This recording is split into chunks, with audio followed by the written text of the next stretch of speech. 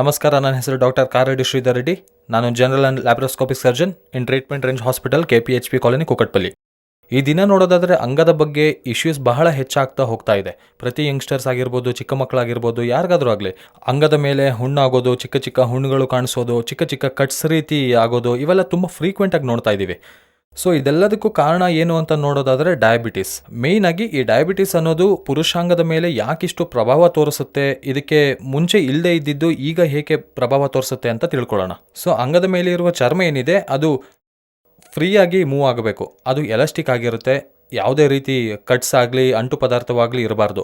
ಇದನ್ನು ಅಂಗ ಅಂದ್ಕೊಳ್ಳೋದಾದರೆ ಇದು ಅಂಗದ ಮೇಲೆ ಇರುವ ಚರ್ಮ ಎಲಾಸ್ಟಿಕ್ ಆಗಿರುತ್ತೆ ಆ್ಯಂಡ್ ಮೇಲೆ ಇರೋ ಚರ್ಮ ಎಲ್ಲೋ ಅಂಟ್ಕೊಳ್ಳೋದಂತೆ ಸ್ಟ್ರೈಟ್ ಆಗಿರುತ್ತೆ ಆ್ಯಂಡ್ ಕೆಳಗಿನ ಚರ್ಮ ಮಾತ್ರ ಇಲ್ಲಿ ಅಟ್ಯಾಚ್ ಆಗಿರುತ್ತೆ. ಇದನ್ನು ಫ್ರೆನ್ಯುಲಮ್ ಅಂತೀವಿ.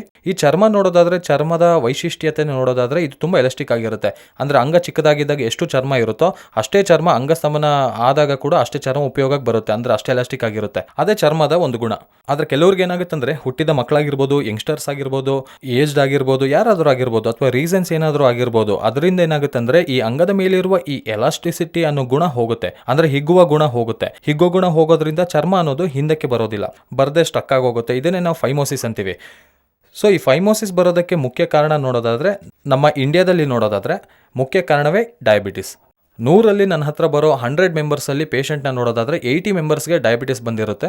80 ಮೆಂಬರ್ಸ್ಗೆ ಡಯಾಬಿಟಿಸಿಂದನೇ ಈ ಚರ್ಮಕ್ಕೆ ಇಶ್ಯೂಸ್ ಬಂದಿರುತ್ತೆ. ಮಿಕ್ಕಿರೋ 20%ನಲ್ಲಿ ಚಿಕ್ಕ ವಯಸ್ಸಿನಲ್ಲಿ ಸರಿಯಾಗಿ ಕ್ಲೀನಿಂಗ್ ಮಾಡದೇ ಇರೋದು, ಹಿಂದೆ ಮುಂದೆ ಮಾಡಿ ಕ್ಲೀನಿಂಗ್ ಮಾಡದೇ ಇರೋದು, ಸ್ವಲ್ಪ ಯಂಗ್ಸ್ಟರ್ಸ್ ಆದ ನಂತರ ಕೆಲವು ಸ್ಕಿನ್ ಅಲರ್ಜಿಯಿಂದ ಆಗಿರ್ಬೋದು, ಇಲ್ಲಾಂದರೆ ಅವರು ಕ್ಲೀನಿಂಗ್ ಸರಿಯಾಗಿ ಮಾಡ್ಕೊಳ್ಳದೆ ಇರೋದರಿಂದ ಚರ್ಮದಲ್ಲಿ ಕ್ವಾಲಿಟಿ ಹೋಗಿ ಜೊತೆಗೆ ಹಾರ್ಡ್ ಆಗೋದು ನೋಡ್ತಾ ಇರ್ತೀವಿ. ಸೊ ಈ ಡಯಾಬಿಟಿಸ್ನಲ್ಲಿ ಏನಾಗುತ್ತೆ ಅಂದರೆ, ಶುಗರ್ ಯಾವಾಗ ನಾವು ಯೂರಿನ್ ಮಾಡಿದಾಗ ಅದರಲ್ಲಿ ಶುಗರ್ ಇರುತ್ತೋ ಆ ಶುಗರ್ ಎಲ್ಲ ಇದಕ್ಕೆ ಅಂಟ್ಕೊಳ್ಳೋಕ್ಕೆ ಶುರುವಾಗುತ್ತೆ. ಈ ರೀತಿಯಾಗಿ ಅಂಟ್ಕೊಳ್ಳುತ್ತೆ. ಆ್ಯಂಡ್ ಅಂಟ್ಕೊಳ್ಳೋದ್ರಿಂದ ಇದೇನು 1 ಮಂತ್ ಟು 2 ಮಂತ್ ಬರೋ ಪ್ರಾಸೆಸ್ ಅಲ್ಲ. ಕೆಲವು ವರ್ಷಗಳಿಂದ ಅದು ಆಗಿ ಸ್ಲೋ ಆಗಿ ಈ ಚರ್ಮ ಅನ್ನೋದು ಮಂದ ಆಗೋಗುತ್ತೆ, ಜೊತೆಗೆ ಹಾರ್ಡ್ ಆಗೋಗುತ್ತೆ. ಪೂರ್ತಿ ಚರ್ಮ ಹಾರ್ಡ್ ಆಗೋದ್ರಿಂದ ಏನಾಗುತ್ತೆ ಅಂದರೆ, ಇಲ್ಲೇನಿದೆಯೋ ಈ ಎಲಾಸ್ಟಿಸಿಟಿ ಗುಣ ಹೋಗುತ್ತೆ. ಈ ಎಲಾಸ್ಟಿಸಿಟಿ ಗುಣ ಹೋಗೋದ್ರಿಂದ ಹಿಂದಕ್ಕೆ ಎಳೆಯೋ ಪ್ರಯತ್ನ ಮಾಡಿದರೆ ಅದು ಅಷ್ಟು ಈಸಿಯಾಗಿ ಬರಲ್ಲ. ಬಲವಂತವಾಗಿ ಹಿಂದಕ್ಕೆ ಎಳೆಯೋ ಪ್ರಯತ್ನ ಮಾಡಿದರೆ ಅಲ್ಲಲ್ಲಿ ಕ್ರ್ಯಾಕ್ಸ್ ಉಂಟಾಗುತ್ತೆ. ಈ ಥರ ಈ ಕ್ರ್ಯಾಕ್ಸ್ನಿಂದ ಇನ್ಫೆಕ್ಷನ್ಸ್ ಆಗೋದು, ವಿಪರೀತವಾದ ಪೇಯ್ನ್ ಆಗೋದು, ಹಿಂದಕ್ಕೆ ಎಳೆಯೋಕ್ಕೆ ಸಾಧ್ಯನೇ ಆಗದೆ ಇರೋದು, ಈ ಥರದ್ದೆಲ್ಲ ನೋಡ್ತಿರ್ತೀವಿ. ಸೊ ಈ ರೀತಿಯಾಗಿರೋದನ್ನ ನಾವು ಬೆಲನಿಟಿಸ್ ಅಂತೀವಿ. ಈ ಸ್ಟೇಜ್ನಲ್ಲಿ ಹಾಗೆ ಬಿಟ್ಬಿಟ್ರೆ ನೆಕ್ಸ್ಟ್ ಸ್ಟೇಜ್ಗೆ ಏನಾಗುತ್ತೆ ಅನ್ನೋದಾದರೆ, ಒಳಗಡೆ ಫಾರ್ಮ್ ಆಗುವ ಸ್ಮೆಗ್ಮಾ ಅನ್ನೋದೇನಿದೆ, ಸ್ಮೆಗ್ಮಾ ಅಂತೀವಲ್ಲ, ಆ ಸ್ಮೆಗ್ಮಾ ಆಚೆ ಬರೋಕ್ಕಾಗದೆ ಅಲ್ಲೇ ಉಳಿದೋಗುತ್ತೆ. ಮೆಲ್ಲಗೆ ಜಿಗುಟಿನ ಪದಾರ್ಥದ ಹಾಗೆ ಬದಲಾಗ್ತಾ ಹೋಗುತ್ತೆ. ಆ ಜಿಗುಟಿನ ಪದಾರ್ಥ ಸೋರ್ತಿರುತ್ತೆ. ಅಷ್ಟೇ ಅಲ್ಲದೆ ಸ್ಲೋ ಆಗಿ ಇದೆರಡನ್ನೂ ಅಂಟ್ಕೊಳ್ಳೋ ಹಾಗೆ ಮಾಡಿಬಿಡುತ್ತೆ. ಚರ್ಮ ಮತ್ತೆ ಒಳಗಿರೋ ಗ್ಲ್ಯಾನ್ಸ್, ಅದನ್ನು ನಾವು ಗ್ಲ್ಯಾನ್ಸ್ ಅಂತೀವಿ, ಈ ಗ್ಲ್ಯಾನ್ಸ್ಗೆ ಅಂಟ್ಕೊಳ್ಳೋಕ್ಕೆ ಶುರುವಾಗುತ್ತೆ. ಇದು ಅಂಟ್ಕೊಳ್ಳೋದ್ರಿಂದ ಏನಾಗುತ್ತೆ ಅಂದರೆ ಈ ಚರ್ಮ ಹಿಂದಕ್ಕೆ ಬರೋದಿಲ್ಲ. ಹೀಗಾದರೆ ನಾವು ಇದನ್ನೇ ಬೆಲನೋಪಾಸಿಟಿಸ್ ಅಂತ ಕರಿತೀವಿ. ಸೊ ಬೆಲನಿಟಿಸ್ ಆಗಲಿ ಬೆಲನೋಪಾಸಿಟಿಸ್ ಆಗಲಿ ಇವೆರಡನ್ನ ನೋಡೋದಾದರೆ ಫ್ಯೂಚರ್ನಲ್ಲಿ ಹಾಗೆ ಬಿಡೋದ್ರಿಂದ ಕ್ಯಾನ್ಸರ್ ಬರೋ ಚಾನ್ಸಸ್ ಇರುತ್ತೆ. 3 to 5% ಜನಕ್ಕೆ ಕ್ಯಾನ್ಸರ್ ಬರೋ ಚಾನ್ಸಸ್ ಇರುತ್ತೆ. ಹೆಚ್ಚಾಗಿ ಬೆಲನಿಟಿಸ್ ಮತ್ತು ಬೆಲನೋಪಾಸಿಟಿಸ್ ಪೇಷಂಟ್ಗೆ ಇರುತ್ತೆ. ಅಂದರೆ ರೆಗ್ಯುಲರ್ ಆಗಿ ನಾರ್ಮಲ್ ಪೇಷಂಟ್ ಜೊತೆ ಕಂಪೇರ್ ಮಾಡೋದಾದರೆ, ಸೊ ಏನಾದರೂ ಈ ಬೆಳ್ಳಗಿನ ಜಿಗುಟಿನ ಪದಾರ್ಥ ಬರೋದಾಗಲಿ, ಹೊಳಪು ಕಳ್ಕೊಳ್ಳೋದಾಗಲಿ, ಕ್ರ್ಯಾಕ್ಸ್ ಫಾರ್ಮ್ ಆಗೋದು, ಆ ಚರ್ಮ ಉಬ್ಬಿದಂತೆ ಕಾಣೋದು, ಹಿಂದಕ್ಕೆ ಬರದೇ ಇರೋದು, ವಿಪರೀತವಾದ ನೋವು, ಉರಿ ಬರೋದೆಲ್ಲ ಲಕ್ಷಣಗಳೇ ಡಯಾಬಿಟಿಕ್ಸ್ನಲ್ಲಿ ನೋಡೋದಾದರೆ ಇದನ್ನೇ ನಾವು ಬೆಲನಿಟಿಸ್ ಅಂತೀವಿ. ಈ ಸಮಸ್ಯೆ ಏನಾದರೂ ಬಂತು ಅಂದರೆ ನಮಗೆ ಚಾನ್ಸ್ ಇರೋದು ಒಂದೇ ಒಂದು ಪರ್ಮನೆಂಟ್ ಸೊಲ್ಯೂಷನ್ ಅಂತ ನೋಡೋದಾದರೆ ಅದನ್ನೇ ನಾವು ಸರ್ಕಮ್ಸಿಷನ್ ಅಂತ ಕರಿಬೋದು. ಈ ಸರ್ಕಮ್ಸಿಷನಲ್ಲಿ 2-3 ವಿಧಾನಗಳಿರುತ್ತೆ. ಒಂದು ಕುಯ್ದು ಆಪರೇಷನ್ ಮಾಡೋದು.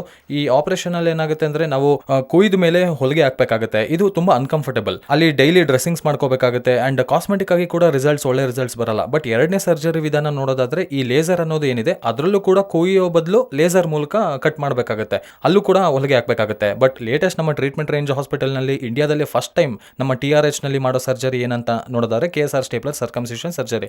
ಇದನ್ನೇ KSR ಸ್ಟೇಪ್ಲರ್ಸ್ ಅಂತೀವಿ. KSR ಸ್ಟೇಪ್ಲರ್ಸ್ನಲ್ಲಿರುವ ಅಡ್ವಾಂಟೇಜ್ ಏನಂತ ನೋಡೋದಾದರೆ, ಇದರಲ್ಲಿ ಬಳಸಿರುವ ಸಿಲಿಕಾನ್ ರಿಂಗ್ ಏನಿದೆ ಅದು ಪ್ರತ್ಯೇಕವಾಗಿ ತಯಾರಿಸಿರುವ ಸಿಲಿಕಾನ್ ರಿಂಗ್. ಅದು ಸ್ಕಿನ್ಗೆ ಯಾವುದೇ ರೀತಿ ಹಾನಿ ಮಾಡದೆ ಪಿನ್ಸ್ನ ಓನ್ಲಿ ಸಿಲಿಕಾನ್ ರಿಂಗ್ ಮೇಲೆ ಬೀಳೋ ಹಾಗೆ ಮಾಡುತ್ತೆ. ಇದರಿಂದ ಏನಾಗುತ್ತೆ ಅಂದರೆ ಈ ಸರ್ಕಮ್ಸಿಷನ್ ಸರ್ಜರಿ ಒಂದೊಂದು ಪೆನಿಸ್ಗೆ ಒಂದೊಂದು ಸೈಜ್ ಅನ್ನೋದು ನಮ್ಮಲ್ಲಿ ಅವೈಲಬಲ್ ಇರುತ್ತೆ. 12 ಸೈಜ್ನಿಂದ ನಮ್ಮ ಹತ್ರ 35 ಸೈಜ್ವರೆಗೂ ಅವೈಲಬಲ್ ಇರುತ್ತೆ. ಅವರವರ ಪೆನಿಸ್ ಸೈಜ್ಗೆ ತಕ್ಕಂತೆ ನಾವು ಅಪ್ರಾಕ್ಸಿಮೇಟ್ ಯಾವ ಸೈಜ್ ಹಾಕ್ತೀವಿ ಅನ್ನೋದನ್ನು ಅದ್ರ ಮೇಲೆ ಮೆಜರ್ಮೆಂಟ್ ಮಾಡಿ ಅಪ್ರೋಪ್ರಿಯೇಟ್ ಸೈಜ್ ಹಾಕ್ತೀವಿ. ಇದರಿಂದ ಏನಾಗುತ್ತೆ ಅಂದರೆ ಅಕ್ಯುರೇಟ್ ಕಾಸ್ಮೆಟಿಕ್ ರಿಸಲ್ಟ್ಸ್ ಬರೋದಲ್ಲದೆ ಯಾವುದೇ ರೀತಿ ಎಡಿಮೆ ಆಗಲಿ ಬರದಂತೆ ತಡಿಬೋದು. ಸೊ ಸ್ಟೇಪ್ಲರ್ ಸರ್ಕಮ್ಸಿಷನಲ್ಲಿ ಏನು ಹಾಳಾಗಿರುತ್ತೋ ಈ ಸ್ಕಿನ್ನ ಈ ರೀತಿಯಾಗಿ ನಾವು ತೆಗೆದು ಹಾಕಬೇಕಾಗುತ್ತೆ. ಇಷ್ಟು ಸ್ಕಿನ್ನ ತೆಗೆದು ಹಾಕ್ತೀವಿ. ಯಾವಾಗಿದು ಮೇಲಿರೋ ಚರ್ಮ ಎಲಾಸ್ಟಿಕ್ ಆಗಿರುತ್ತೆ, ಈ ಮುಂದೆ ಇರೋ ಭಾಗ ಎಲಾಸ್ಟಿಸಿಟಿ ಹೋಗಿದೆ, ಬಟ್ ಹಿಂದೆ ಇರೋ ಚರ್ಮಕ್ಕೆ ಎಲಾಸ್ಟಿಸಿಟಿ ಇರುತ್ತೆ. ಹಾಗಾಗಿ ಈ ಚರ್ಮ ಅನ್ನೋದು ಎಲಾಸ್ಟಿಕ್ ಆಗಿರೋದ್ರಿಂದ ಇಲ್ಲಿಗೆ ಬಂದು ಸೆಟ್ ಆಗುತ್ತೆ. ಸೊ ಇಲ್ಲಿ ನಮಗೆ ಪಿನ್ಸ್ ಬೀಳುತ್ತೆ. ಸೊ ನಮ್ಮ ಚರ್ಮ ಇಲ್ಲಿವರೆಗೆ ಇರುತ್ತೆ, ಬಟ್ ಅಂಗ ಚಿಕ್ಕದಾಗಿದ್ದಾಗ ಇದು ಮತ್ತೆ ಮೊದಲಿನ ಹಾಗೆ ಅಂಗ ಇಲ್ಲಿವರೆಗೂ ಕವರ್ ಮಾಡುತ್ತೆ. ಬಟ್ ಅಂಗ ದೊಡ್ಡದಾದಾಗ ಮಾತ್ರ ಮುಂದಕ್ಕೆ ಹಿಂದಕ್ಕೆ ಬರೋದು ನಡೆಯುತ್ತೆ. ಸೊ ಪೂರ್ತಿಯಾಗಿ ಚರ್ಮ ಇಲ್ಲ ಅಂತ ಬಾಧೆ ಪಡೋ ಅವಶ್ಯಕತೆ ಇರಲ್ಲ. ಸ್ವಲ್ಪ ಚರ್ಮ ಈ ಅಂಗನ ಕವರ್ ಮಾಡುತ್ತೆ, ಹಾಗಾಗಿ ಯಾವುದೇ ರೀತಿಯಾದ ಇಶ್ಯೂಸ್ ಇರೋದಿಲ್ಲ. ಕೆಲವರಿಗೆ ಸೆನ್ಸೇಷನ್ ಇರುತ್ತೆ, ಅದನ್ನು ಮುಟ್ಟಿದ ಕೂಡಲೇ ಜೆಲ್ ಅನ್ನೋ ಸೆನ್ಸೇಷನ್ ಬರ್ತಾ ಇರುತ್ತೆ. ಸೊ ಈ ಬೆಲೆನಿಟೀಸ್ಗೆ ಈ ರೀತಿಯಾದ ಸ್ಟೇಪ್ಲರ್ ಸರ್ಕಮ್ಸಿಷನ್ ಮಾಡೋದು only 5 minutes procedure and half an ಅವರ್ನಲ್ಲಿ ಡಿಸ್ಚಾರ್ಜ್ ಮಾಡಿ ಕಳಿಸ್ತೀವಿ. ಆರಾಮಾಗಿ ಅವರವರ ಡ್ಯೂಟಿಗೆ ಹೋಗ್ಬೋದು. ಯಾವುದೇ ರೀತಿ ಕುಯ್ಯೋದು, ಹೊಲಿಗೆ ಹಾಕೋದು ಏನೂ ಇರೋದಿಲ್ಲ. ಒಂದು ಚುಕ್ಕಿ ರಕ್ತ ಕೂಡ ಬರೋದಿಲ್ಲ. ಪ್ಲಸ್ ಪೋಸ್ಟ್ ಆಪ್ರೇಷನ್ ಕೂಡ ನೋಡೋದಾದರೆ ತುಂಬ ಮಿನಿಮಲ್ ಪೇಯ್ನಿಂದ ನಾವು ಸರ್ಜರಿ ಮಾಡಿಸ್ಕೋಬೋದು. ತುಂಬ ಮಿನಿಮಲ್ ಪೇಯ್ನ್ ಇರುತ್ತೆ. ಅಂದರೆ ಆಫೀಸ್ಗೆ ಹೋಗದೆ 15 ದಿನ ಲೀವ್ ಹಾಕುವಷ್ಟು ದೊಡ್ಡ ಸರ್ಜರಿ ಏನಲ್ಲ. ಇದು ತುಂಬ ಸಣ್ಣ ಸರ್ಜರಿ. ಇಮಿಡಿಯೇಟ್ ಆಗಿ ಡ್ಯೂಟಿ ಕೂಡ ಹೋಗ್ಬಿಡ್ಬೋದು. ನೆಕ್ಸ್ಟ್ ಡೇನಿಂದನೇ ಜೊತೆಗೆ 3 ವಿಚಾರ ಬಹಳ ಇಂಪಾರ್ಟೆಂಟ್. ಒಂದು ಕ್ಲೀನಿಂಗ್, ಅಂದರೆ ನಾವು ಸಿಲಿಕಾನ್ ರಿಂಗ್ ಹಾಕಿರ್ತೀವೋ ಅದ್ರ ಮೇಲೆ ನೀರು ಹಾಕಿ ಸೋಪ್ ಹಾಕಿ ತೊಳ್ಕೊಳ್ಳೋದು ತುಂಬ ಇಂಪಾರ್ಟೆಂಟ್. ಆ್ಯಂಡ್ ಎರಡನೇದು ಅಂಗಸ್ತಂಭನ ಮಾಡ್ದಂಗೆ ನೋಡ್ಕೋಬೇಕು. And 10 to 15 ಡೇಸ್ವರೆಗೆ. ಮೂರನೇದು ಮೋಸ್ಟ್ ವಾಂಟೆಡ್, ಸಂಭೋಗ ಮಾಡಬಾರ್ದು, ನೋ ಇಂಟರ್ಕೋರ್ಸ್. ಅಟ್ಲೀಸ್ಟ್ 1 ಮಂತ್ವರೆಗೆ ಈ 3 ಜಾಗ್ರತೆ ತಗೊಳ್ಳೋದೇ ಆದರೆ ಸರ್ಜರಿ ಮಾಡಿಸ್ಕೊಂಡಿರುವ ಫೀಲಿಂಗ್ ಕೂಡ ಇರೋದಿಲ್ಲ. ಸೊ ಈ ರೀತಿಯಾದ ಬೆಲೆನಿಟಿಸ್, ಬೆಲೆನೋಪಾಸಿಟಿಸ್, ಫೈಮೋಸಿಸ್ ಅಂಗಕ್ಕೆ ಸಂಬಂಧಪಟ್ಟ ಯಾವುದೇ ಇಶ್ಯೂಸ್ ಇದ್ರೂ ಕೂಡ ಟ್ರೀಟ್ಮೆಂಟ್ ರೇಂಜ್ ಹಾಸ್ಪಿಟಲ್ನಲ್ಲಿ ಅವೈಲೇಬಲ್ ಇರ್ತೀನಿ. ನನ್ನನ್ನು ಸಂಪರ್ಕ ಮಾಡ್ಬೋದು. ಆ್ಯಂಡ್ KSR ಸ್ಟೇಪ್ಲರ್ನಲ್ಲಿ ಸರ್ಕಮ್ಸಿಷನ್ ಸರ್ಜರಿ ತುಂಬ ಈಸಿಯಾಗಿ ಮಾಡಿಸ್ಕೋಬೋದು. Thank you very much.